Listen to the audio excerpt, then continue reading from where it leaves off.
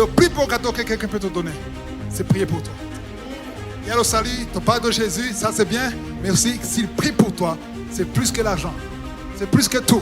Parce que la prière déclenche la puissance de Dieu. La prière ouvre les yeux. La prière transforme les choses. La prière renverse les plans de Satan. Tu ne peux pas prier tous les jours et rester la même personne. C'est impossible.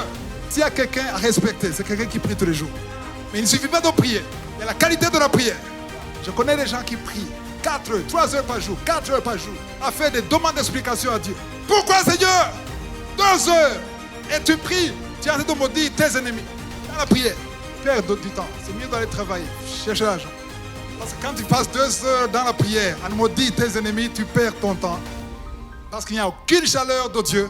Il y a une autre sorte de chaleur qui vient dans ta vie. Quand tu te lamentes, quand tu te plains tout le temps, Dieu n'intervient pas, mais les démons interviennent. C'est pour ça que j'aime beaucoup ce passage de Moïse, verset 29. Il ne savait pas que la peau de son visage rayonnait parce qu'il avait parlé avec Dieu. À cause de la personne avec qui il était en intimité.